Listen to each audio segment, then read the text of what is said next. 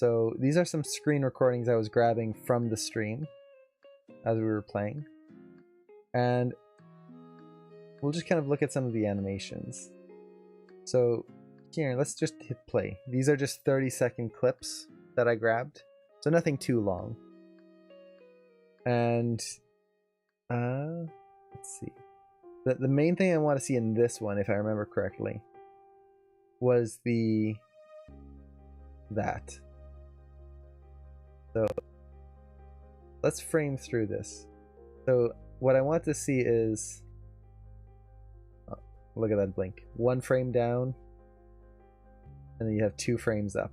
And they even adjust the eye ever so slightly. The pupil just ever so slightly changes. And they have the blink for just regular blink, and then the happy blink.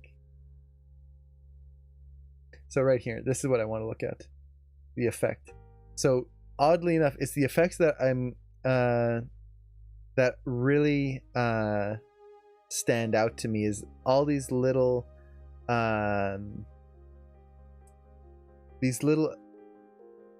tidbits, like the app motions, the little emotes around the character. They just stand out and have such appeal to them. And I kind of want to hey Doig Swift, hello! Hey, how's it going? Welcome! Starlight, hey! How's everyone doing? Welcome to the stream! Hello! That has been rated by the Starlight Brigade. I am glad to have the Starlight Brigade here. Starlight Brigade is one of my favorite songs and animations. It is amazing. And for anyone who was in the stream before and doesn't know about the Starlight Brigade, I highly recommend it. It's an animation made by Doig Swift, which they are also an amazing Twitch streamers. Go check them out if you haven't. They are amazing and their skills are fantastic. And hey, thank you so much for the follows. Heart Sinclair, Perry, Wicked Italian, Sorbet, hello. So welcome to the stream. We actually just finished playing Animal Crossing today, and now as I was playing, it was the first time I ever played this Animal Crossing. I haven't played Animal Crossing since the first one came out many years ago. And now we're looking through and analyzing some of the animation here. So hopefully we'll be able to find some good stuff in there. And thank you so much. Oh man, so many people. Nanny, thank you so much. And Bonzaldu, hello. The second one on the DS. I never got to play any of the DS ones, but they all seemed really fun. And thank you so much, everyone. Now this song is one of my favorites. Hopefully the music's loud enough, because I love Animal Crossing music. Is just so peaceful. So let's take a look at this. So the effect we're looking for is right here. Pew. And really what I want to look at here is the spacing and the offset that they have. A little louder? Okay, we can definitely do that. So maybe something around there. Tiny bit louder. My last Animal Crossing was the one on GameCube. Same here. Which I think the last time I played it was at least 12 or 15 years ago, which, man, that's a long time to not play Animal Crossing. So looking at this animation here, the main thing that is standing out to me is the spacing. So if we look at the spacing here, we've got this first line here that pushes out really quickly. And then you get this really strong ease in.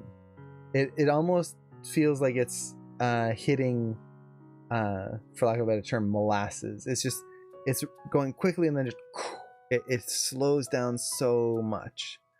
And what's really cool about that is as that happens, ever so slightly offset, not at the same time, so not at the exact same time that it's slowing down, just a little afterwards, the end of the line over here now starts to speed up, and then you get this nice little ease out right there.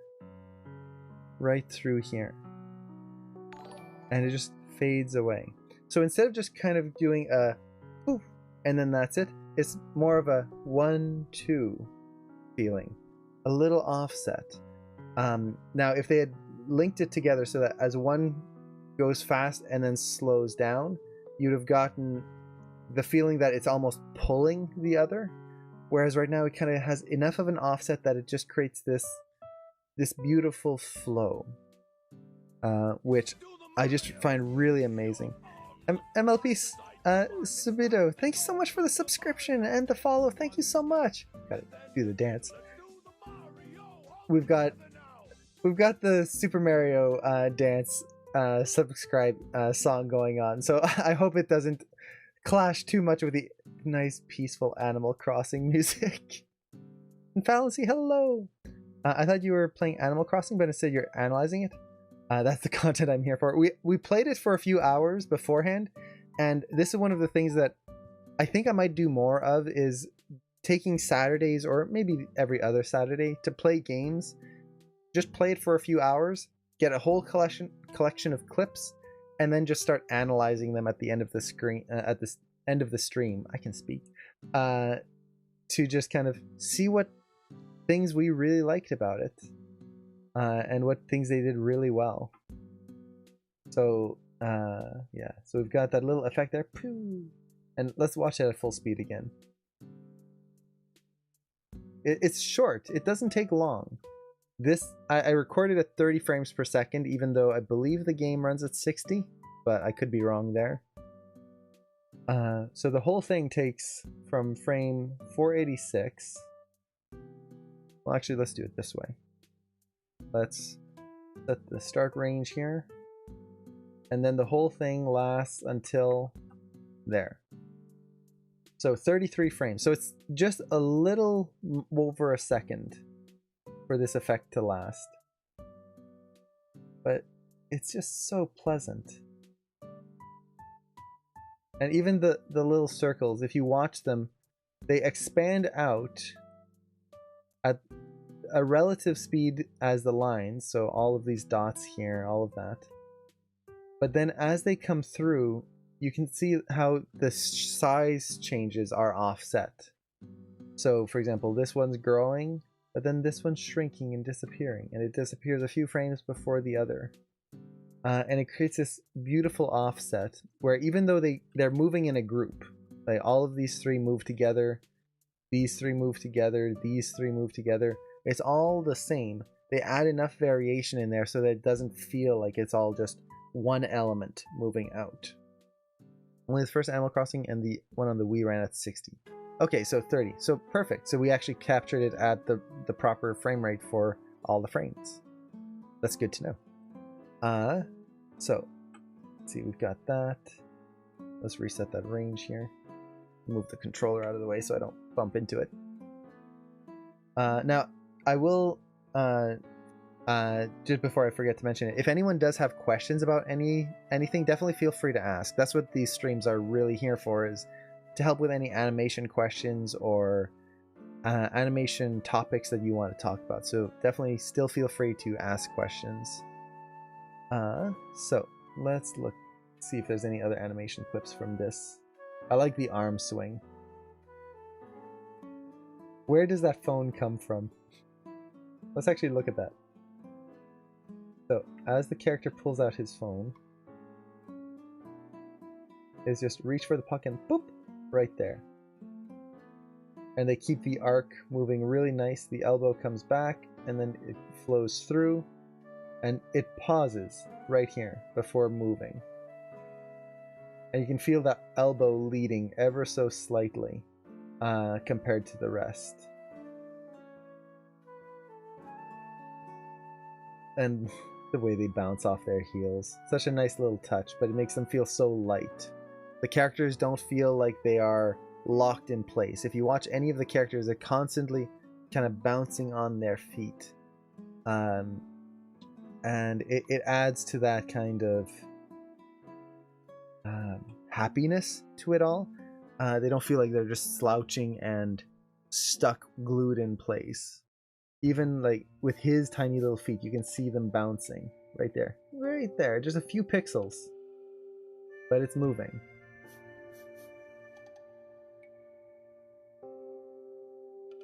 Pulls out the phone. And there. So this is something we were talking about earlier in the stream, is earlier in the stream we were talking about how to get organic animation and pushing your animation skills, especially when you're first starting out. And one of them is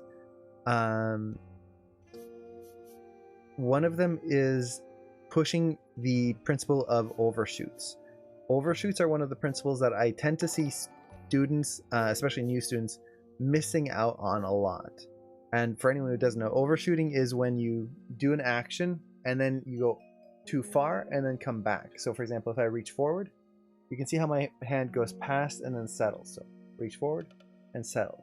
Most students, when they start learning, they learn the principle of ease in, ease out. So that's when you move, you speed up, you ease out of a motion, and then you gain speed, and then when you stop, you ease in, you slow down.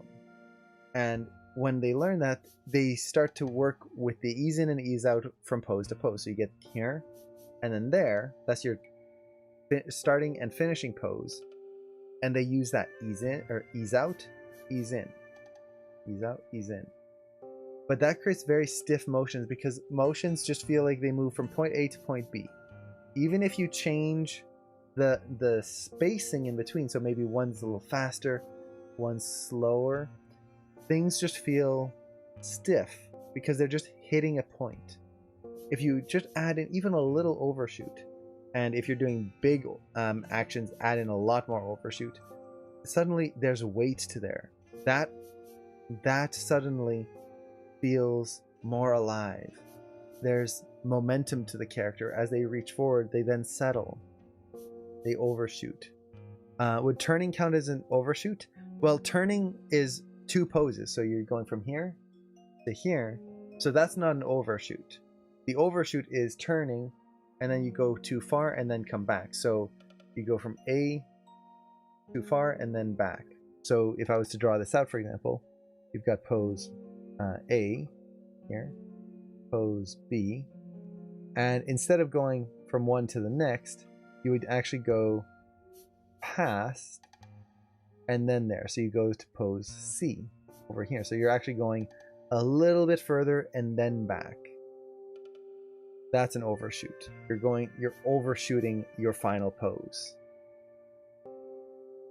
So if you look at the phone here, as he brings up the phone, he actually brings the phone up too high, and then it comes back down there. It adds a nice sense of weight. So he brings it out, and you do this versus just whoop, and then it just sticks in place.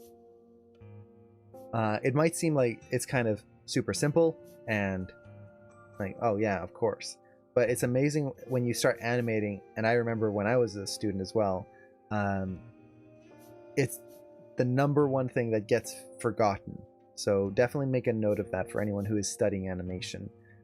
Really put in those overshoots in there. And I did want to say, Lurker Matt, thank you so much for the follow.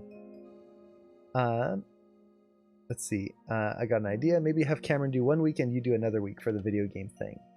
The main thing is getting Cameron to get the time to do it. Eventually he will be streaming again. It's really just getting his schedule to line up with the stream times. Usually the only time he has free time is super late at night, which is not the time to be streaming when you're half asleep. So eventually, I've never met Cameron. Oh, I guess you haven't. It's been a while since he's done extra Q&As and stuff. He teaches the Maya Lab, so he does spends a lot of time in those classes. And then he used to do a drawing stream on AM, teaching how to do drawing and stuff. Which you can see if you go into the demos and resources. If ever any of you from AM are interested, you can see a bunch of his videos in there. But yeah, eventually he'll come back to the streams. It's just getting the schedules lined up. Oh yeah, okay, yeah, never live. Yeah. And Aminitus, thank you so much for the follow. I like Cameron more only because I do 2D. Yeah, Cameron does the 2D art. He does the 2D animations, the 2D drawings. I am not good at drawing. I do the 3D stuff. So 3D modeling, 3D animation, or CG animation, I should say. This effect is so good as well. So you can see they're doing the similar thing as the other effect here, is the spacing pops out here. We get this. Now you can see here there's 2 frames. I'm assuming this is just a skipped frame because everything freezes. So it starts out small and then poof, pops out. And then it just eases. And the ease is super heavy. So they're not just doing a like fast and then ease in like that. They are doing pop and then ease in like that. The ease is extreme there. And then you get the other one, same thing. It makes such a cool effect, because most time people do effects like that, from what I've seen in games before, is that they just have a slow ease so that there's almost this constant motion, which is very nice. But by pushing it this extreme, you get this kind of like little hit.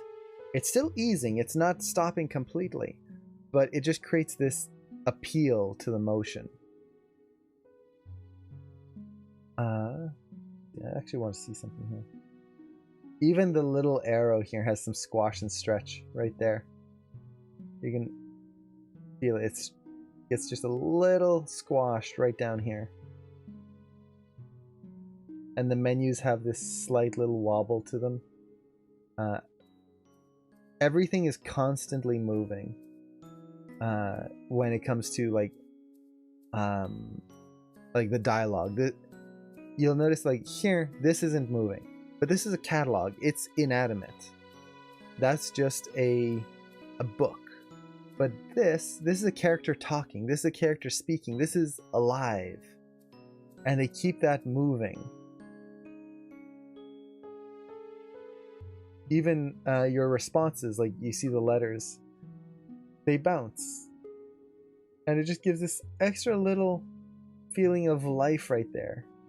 And it's just this little wave that's going through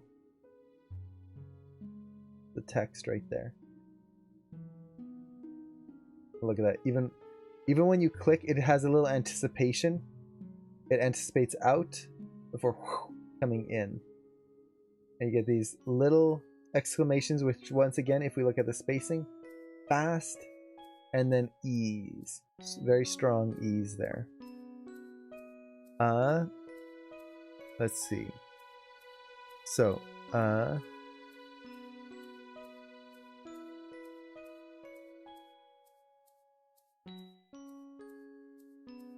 really like the arm swings. They're very simple. They're kind of stiff, but they just feel right. Like you can see the elbows dragging right here. Then it straightens out there. Straight arm. And then it just slightly bends here. It's just... They keep the arms stiff, but not so stiff that the characters feel wooden. Let's see, what other clips do I have here? Let's see, what was I doing here? Cutting some trees. Let's see. I want to see how he hits here. So, comes in. They really push the spacing here. This might not be the best angle. I need a better angle there. So, if you look at the spacing of the swing, they really kind of ease out there. Let's add some ghosting. Ease out. And then it kind of becomes a little linear. Right here. You could even say it's kind of holding a little closer right there. Then it gets fast and then gone. Suddenly it's over there. So they ease out, kind of pick up the speed here, really pick it up there a little faster, and then gets a nice strong hit. And then from there it bounces out. And for anyone who's been in my Q&As before, they are really exaggerating, or sorry, not exaggerating. They are using the that bouncing ball principle that I talk about a lot in my Q&A. So for anyone who's been in there before, you know exactly what I'm going to talk about. For anyone who doesn't know, I'm going to explain it just a little bit here. And is there an Animal Crossing rig out there? That would be fun. It's just like simple little animations. That would be really cool. I don't know if there's an Animal Crossing rig, but I think there's some that are similar in design, like simplicity wise. Can't think of any off the top of my head. So in terms of the spacing here, the main thing that stands out is that the frame before the contact is a more extreme change than the frame after. So let me draw this out here. So if ever any of you are trying to design contacts or change of direction, try to keep this principle in mind. If you have a change of direction, this could be an object hitting like this, or changing direction and just kind of moving this way. You have your extreme pose. The extreme pose is the pose that is most to the left, to the right, the up and down, or on the ground, which also would be called a contact in this case. If you take that into account, that extreme pose, the frame before is going to be more extreme, a bigger change than the frame after. Like that. Same thing for a change of direction. This could be a head turn, an anticipation. Any of these, the frame before is going to tend to be more extreme. Now, why is that? Well, if you think of a bouncing ball, it's actually pretty simple. If you think of dropping a bouncing ball, when it falls, it's gaining momentum, gaining energy. As that ball hits the ground, some of that energy gets dissipated, pushed into the ground, and whatever is left is what causes it to bounce. Now, when it hits the ground and loses energy, that means that it's going to have less than when it hit the ground with, which means it has to jump less high. It has less energy. So unless the object is gaining energy, either by being hit by something, so imagine a tennis ball being hit by a racket, or a baseball being hit by a baseball bat, some outside force adding energy. Unless you have that, the spacing is going to be less. Now it's the same thing here with this tree. He is swinging his axe into the tree, building up a lot of energy. And when he hits the tree, it's going to cut into the tree slightly, and whatever energy is left is going to cause that axe to bounce back. But because a lot of the energy gets absorbed into the tree, it can't bounce back further than it came in. If it did, it would make it feel like the tree is actually hitting the axe away. So be very careful of this. It's a simple little kind of, I wouldn't even put it a rule, it's something to keep in mind, a rule of thumb. It doesn't always apply. We can push it and exaggerate it, and we can even not apply it sometimes. But in general, this is a good rule to keep in mind because it will make your motions feel more natural. And then we get this nice little look. It overshoots ever so slightly and then comes in. And this just fades in. I like how the little bubbles right here kind of offset slightly. Let's see, I forget everything about your brother. Does Cameron have a different voice? It is different. I tried doing the extreme pose, but it looks choppy. Do you have any idea how to fix this? So if the extreme pose is feeling choppy, so let's say you're doing like that, and you have your pose here and your pose before and after, but as you play it, it just kind of feels like it's poppy or choppy. It's not reading correctly. That's there's two reasons for that. The main one is, well, the main reason that it's feeling choppy is that the poses are most likely not connecting enough. So let me let's go back to the bouncing ball here. So let's say we have a bouncing ball like that. And this is our contact pose, so it's going to land right there. Now, before that, you've got a pose here and a pose there. Now, the reason why it could feel choppy, so more keyframes could help. But there's another solution. So the reason animation tends to look poppy or choppy is that there's a gap between poses that is not leading our eyes correctly. So if I have a bouncing ball here, and let's kind of push some more poses in here, like that. Right here, this is going to feel like a pop, because there's nothing really connecting our eye from the pose up there to the lower one. There's a gap. There's literally a gap between the poses here. This creates a little bit of a pop. Now, depending on how big it is, sometimes it's not too bad, but other times you will feel that choppiness. And if that happens too often, you start to really feel things not connecting properly.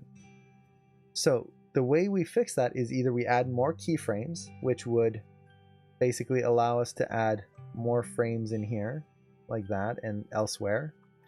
But then that slows down our animation.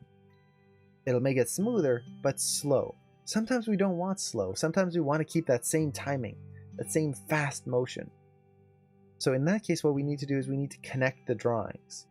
This is where smear frames come in. Smear frames and multiples. So on this one frame, what I could do is just take the ball and stretch it. Like that. So now we're still covering the same amount of distance, but now we've got a smear frame in there. The frame before that, I could add a little bit of a smear as well to start kind of stretching that.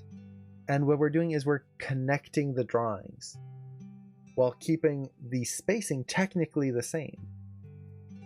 We're still traveling from here down to here in the same amount of time. We've still got the same amount of frames in there. We're just adjusting the way the audience perceives that motion. So this is the benefit of using smear. So in your case, that's what I would try to do. If you're feeling choppiness, see if smears will work. And if you're doing 2D, well, that makes it really easy to do. Let's take a look here. Let's get rid of drawings. Kind of want to take a look at the walk cycle here. Let's see. Yeah, so looking at the hit again from the side. Fast. Look at that spacing. From here all the way there.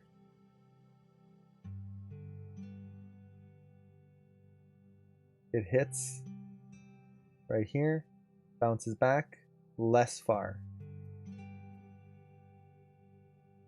I like how the wood just kind of merges out of the tree. It's just an asset that gets turned on within the tree and then pops out.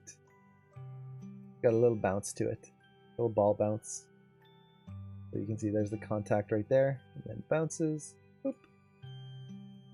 It's just stop. And there's the overshoot. So we were talking about overshoots before. So we've got pose A right here. He swings. This is technically, I would say, right around here.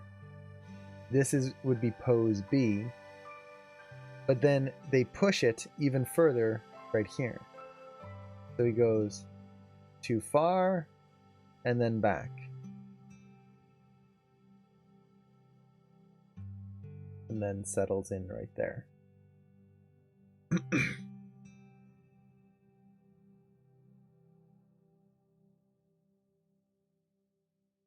He actually got it.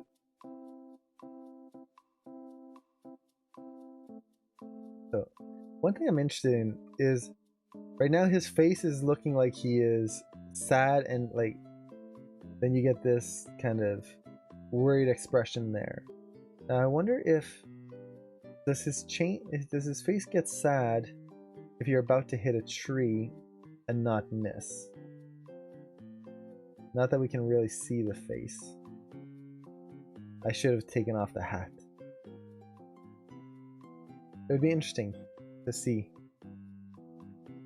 Or is it specifically for, like, as soon as you hit the button and the game registers that you're gonna miss, it automatically goes into that? That'd be interesting. They do a great little anticipation here where the foot comes back, the other foot stays planted, we can feel the toes twisting around. Then as soon as the back foot plants, the front foot slides with a little bit of an ease.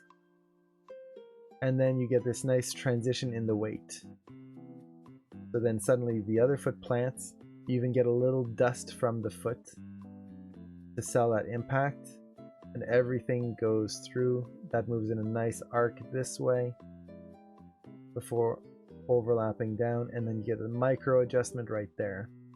They're doing a great job of keeping those feet alive throughout all of this. It's not just kind of stiff feet all the time. It's little details, especially with characters with just little feet, but it adds a lot. Let's switch to a different clip here. Okay, what do we have here? The flowers. Yeah, so they're doing the same thing as before. I love how it looks like a Super Mario font question mark. That's really nice. So it comes up, you get the stretch. Let's do this in a different color. So it appears, holds for 2 frames, stretches out, holds for 2 frames. It's actually animated on 2s at the first part there. That's cool. And then it holds. So it stretches up and then out. And as it stretches out, it kind of squashes a little bit before coming in. It's an interesting way of doing it because it's kind of stilted. It's not moving in a perfect arc. It kind of goes up, then out, then down, then in.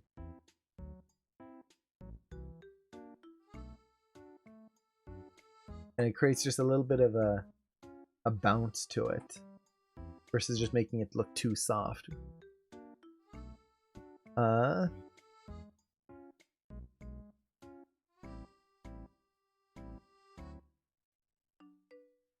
We've got the 1 frame blink again, 1 frame close. Nice ease-ins on the head shake right there. And as he shakes his head, his body, you can, if you look at his tail, it's offset from the head shake, so his head starts to change direction like right around. Well, it stops here, then the tail keeps moving for 1 frame. Head changes direction, the tail is just barely changing direction, and then it follows. So there's a little offset between his head and his tail, and his head and his body as well.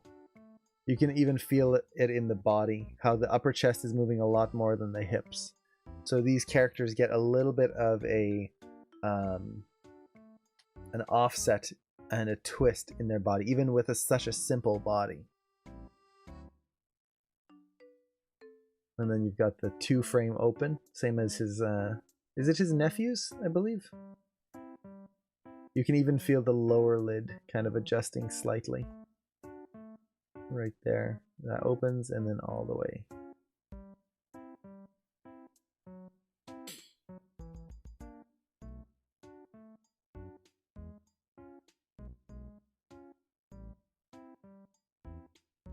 His stubby little arms, they're so cute.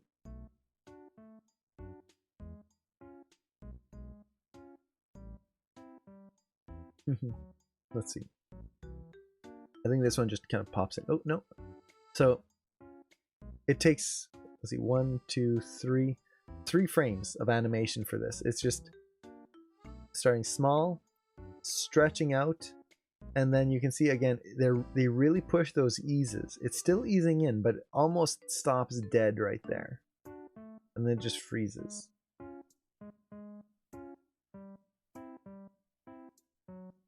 It's an interesting design choice, just how everything has that kind of ease to it in terms of the effects. Oh, and that little bow. Keeping the arms stiff, but even then, look at the arms. You can see as his body starts to rotate here, his body is starting, his head still points straight forward. The arms are kind of staying in place a little bit if you kind of watch the little nubbies there. And then he's shifting his weight. So they're really following body mechanics here. He's leaning forward, and as he does so, his hips are going back as his head comes forward.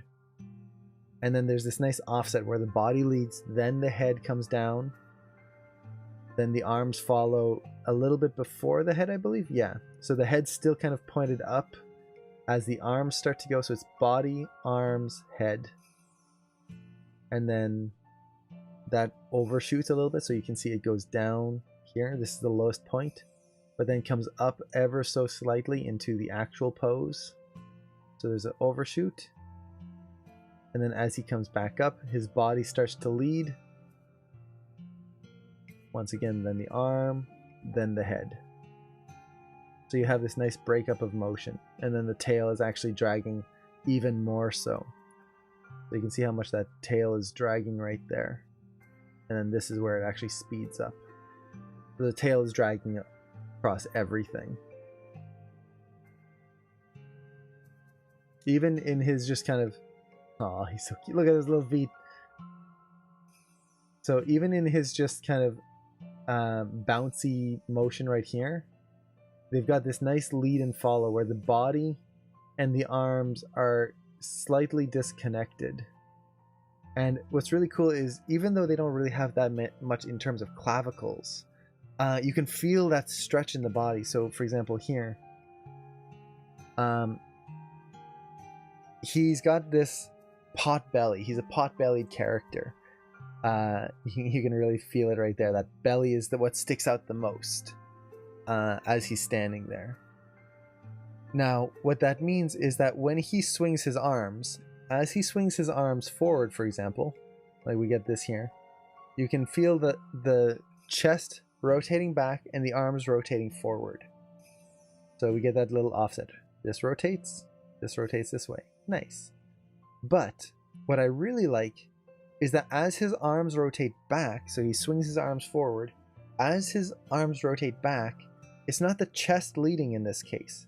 Because as he's rotating and doing this, he's just kind of, he rotates his chest up, his arms swing forward, and then his arms start taking the lead. So the chest leads, now it's the chest leads, then arms, but now it's arms that lead. His arms lead back. And as they come down, they're not dragging him down forward just yet. They drag him back. If you watch here, as his arms swing back, you feel right there, you can see it in his buttons, how his chest is being pulled backwards by the arms kind of pulling back this way. It drags him backwards, not forwards. What causes him to come forwards is basically as his arms bring him back, he has to keep from falling backwards, so he leans forwards. So this creates this nice organic motion where instead of just doing arm, or I wish I had a full camera here to show, but let's see if I can get further away. So instead of doing this where he comes up and then the arms follow and then his body goes this way and you get this, where it makes it feel like he's just like swinging his arms for a weird reason. He comes forward, arms swing, arms come back, pull him back, and then he kind of leans forward and you get this. So it creates this musical kind of sway to him where the arms are actually pulling him back, and then that's what causes him to go back, not him just doing a pendulum. He's not just doing this. And that gives such a nice little life to him, and it creates this, I guess you could say, a musical aspect to his bounce or to his sway versus just back and forth, back and forth, back and forth. let's see, do video games have their own softwares or programs that they use to make their games? In terms of like animation, most of it is animated in like either Maya or 3ds Max or something like that. I'm not sure what Nintendo uses, but different companies use Maya, and then they just export the animation into the game engine, whether it's Unreal, whether it's Unity, or their proprietary game engines. They animate it in an outside program, and then the animations are exported into the game. Nice. That's a really nice little detail they have in there. And even the arm here. See how the arm kind of bounces against the body? It hits here, and then it delays just a little bit. It lets his body kind of reach the peak, and then the arm comes out. It's just so nice. Let's see.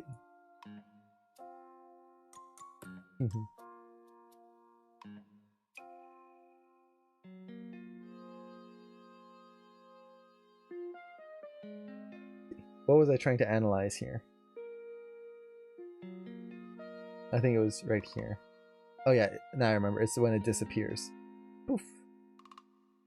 So it just comes through here. It blinks. You get a little puff there, and just sucks in. And you get that. Oh, that's cool. How it swoops around right there, and you get little stars blinking. That's a cool effect right there.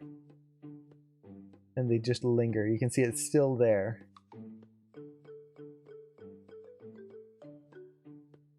Now, one thing they do here is they have the character reacting right away. So this happens right away. He's holding this thing and he blinks as soon as the object starts to react. Technically, that's a little fast because of reaction times. We wouldn't be able to react that fast, but because he's holding it, if something you were holding suddenly changes, it will be a faster reaction time and an unconscious reaction time. This is like if you burn yourself, if you touch something hot, the reaction of your hand pulling back is going to be faster than your actual reaction to the pain. Now, what I really like is that they hold his eyes closed here. So you can see that the body is reacting first. The hand kind of pushes back right there. And then the reaction in the face happens. So similar again to that burn thing, where if you hurt yourself, you're typically going to react with the body first, then with the face, because it's a subconscious thing.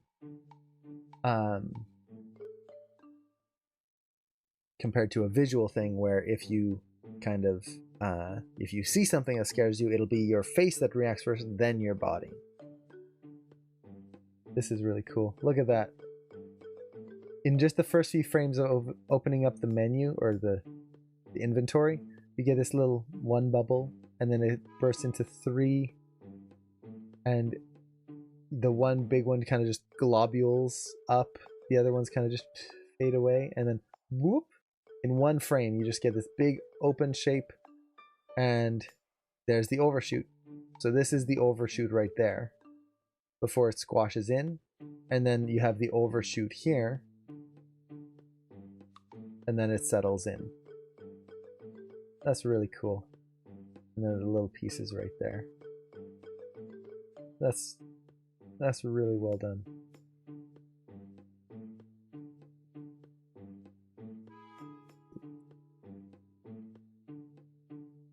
What else do we have here? We're going backwards in time. See, does AM or some animation classes teach physics so people can understand animation more? I don't know, just thought that would be helpful when animating. You learn physics as you animate, but physics is not something that you need to know to animate. It's one of those things that it's just extra. It's kind of like drawing. You don't need to know how to draw to animate, especially if you're doing CG animation. If you're doing 2D, then yeah, you kind of need to know how to draw. But physics is not super important to learn in terms of the math of it all. As long as you keep in mind certain rules, which those are taught in pretty much any animation classes or any good ones, then you're good. So you don't have to learn like all the formulas, all of that stuff. And it's kind of important that we don't follow the formulas. We follow the concepts of physics. But in animation, we are also exaggerating physics. We are making it more. And sometimes we are even ignoring physics. But we have to do that consciously. It is a choice to ignore the physics. It's a choice to exaggerate it. So in terms of animation, knowing the concepts is helpful. Knowing the actual math of it all, no, not so much. Because very rarely will you ever be trying to replicate physics exactly. And even in the most like realistic film, let's say for example you're animating something like Jurassic Park, where it's supposed to be real dinosaurs as if they really exist and are interacting with real people on a real set. You're still going to exaggerate things because things look better when they're exaggerated. Even the new Lion King movie, very close to realistic. Like it's close to photorealistic in terms of the way they move and like the way they are acting, but they still exaggerate it to be more. We're always exaggerating, and if we get caught in the, well, it's got to be physically correct, a ball bounce, it's going to have this specific mathematical value and it's going to roll for this specific mathematical amount of time, that's kind of defeated the point of animation. At that point, then you're going into simulation. And that's when math really comes in to a certain extent. So let's take a look here. So we've got the little arm swings again, that tail. I love the simplicity in the designs. Like the tail is just this little whoop shape, just that. He's got a very teardrop design. Let me see if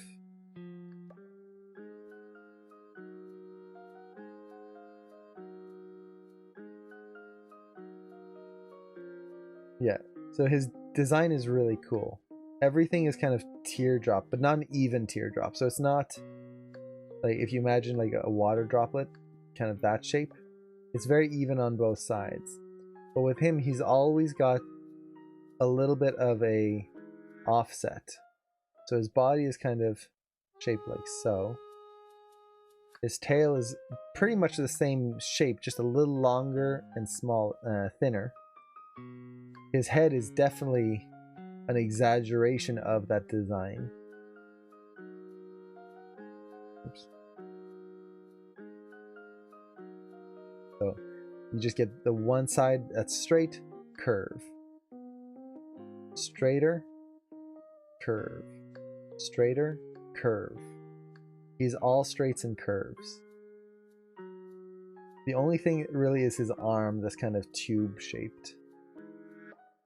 But that adds a nice contrast to the design. If his arms were also shaped the same way, and you got something like this, it would make him feel very heavy-handed. But they keep it nice and simple. Boop. Boop.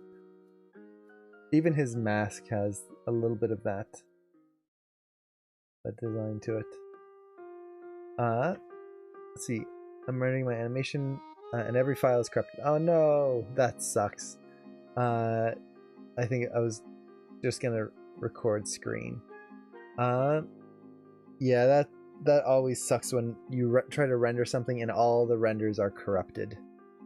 One thing I do find helpful, and you might be doing this already, is if ever you're rendering, I almost try to never render as a movie file. Always render as separate images.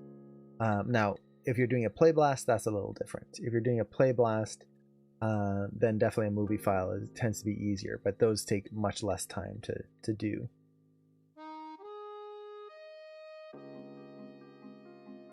Let's look at this close here.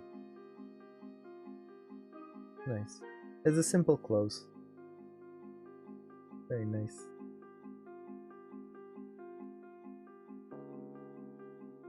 Okay, this is what I wanted to look at. It was the little happy feet. The character standing there, turns around. You get this little dance of happiness. And then this little shake. before he explodes out into happiness. So good. Even here, like, look at the line of action. They're really pushing as much as they can in this simple pose. This line of action right through the character.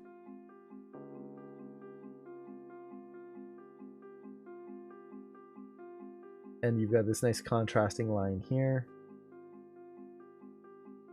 So that way you really feel that body twisting. That's the other thing that they have is, if you look at the hips have a tiny offset right here. But if you look at the chest, it's rotating a huge amount. So you get that really nice feeling of twist in the upper body.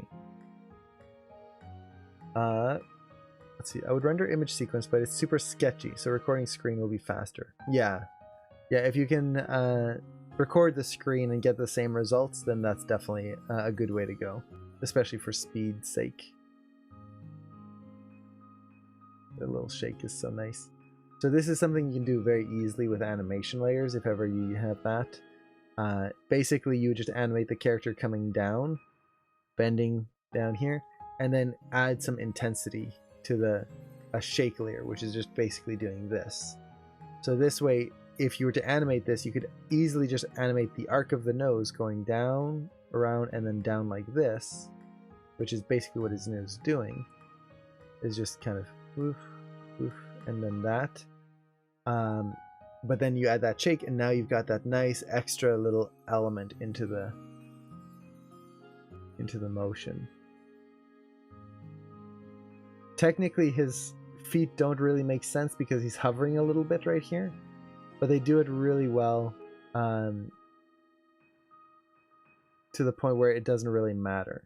And the reason it doesn't matter is because they've already associated this character with being very light on his feet. So as they're kind of walking around in this little because we've already felt that these characters are light, you can see it by the way they're bouncing on their heels right there. It doesn't feel odd that tapping is also very light. It feels like they're almost being held up, but it fits the character. If this was a heavier character, let's say Link for example, that might not quite work so well, because in Link, in Legend of Zelda Breath of the Wild for example, he's a heavier character. He's got more weight to him. He dives and jumps and does all these things with a lot more weight. Let's see. Do I have any other clips here? I don't know if I do. I think that might have been the last one. We've been doing this for an hour already, so this might actually be a good stopping point. So let's see if there's a tint animation. Anything in here. I love the leaves. The leaves are so pretty to look at.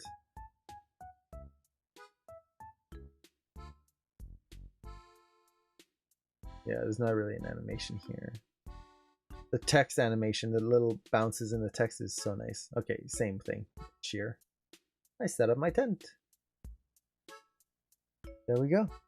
So, yeah, hopefully the analyses were interesting. Hey, Pumpkin Tiger, thank you so much for the follow. I really like the Tom Nook one. For me personally, just seeing how he was animated with the arm swings, it's just really it's interesting to see how they push that weight. They could have easily just done a pendulum with the arms, but instead they added a little bit of character to it instead. So he doesn't feel flat or lifeless. He doesn't feel like a doll. He feels like a character who's actually moving with some motivation, and his arms don't just feel like they're a clock pendulum just swinging under him. It adds a lot of weight, a lot of visual interest that you might not get otherwise.